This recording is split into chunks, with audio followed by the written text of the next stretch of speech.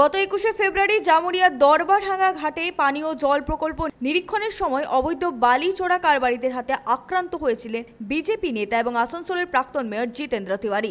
তারপরেই চরমে পৌঁছেছে রাজনৈতিক উত্তাপ।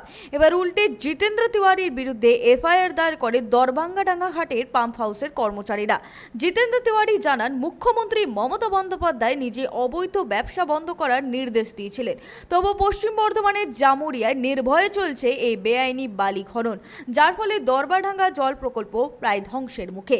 যখন তিনি এই অন্যায়ের প্রতিবাদ করতে যান, তখনই পাম্প হাউসের কর্মচারীরা উল্টে তারই বিরুদ্ধে এফআইআর দায়ের করে। তিনি জানান, এই অবৈধ কার্যকলাপের বিরুদ্ধে তার দল একজোট হয়ে লড়াই চালিয়ে যাবেন। আপনার তো অধিকার নেই। আরে ভাই, আমি যখন মেয়র ছিলাম তখন 12 ঘন্টা, 14 ঘন্টা, 18 ঘন্টা আমাদের ইঞ্জিনিয়ারদেরকে নিয়ে পরিশ্রম করে ডিপিআর তৈরি করিয়ে ওটা স্যাংশন করিয়ে এনেছিলাম, তারপরে ওয়াটার প্রজেক্ট করেছিলাম এবং তার ফলে আজ আসাম জামুরিয়ার মানুষ জল পাচ্ছে। সেটা আমার চোখের সামনে কেউ ধ্বংস করে দেবে,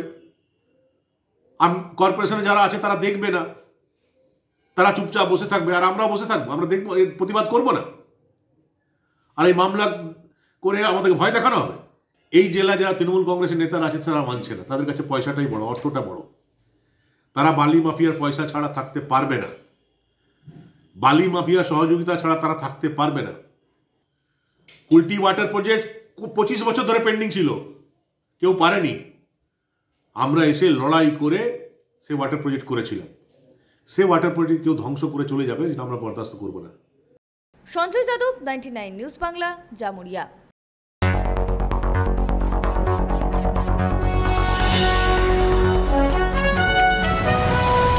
আপনারা দেখছেন 99 নিউজ বাংলা। বদলাবো আমরা।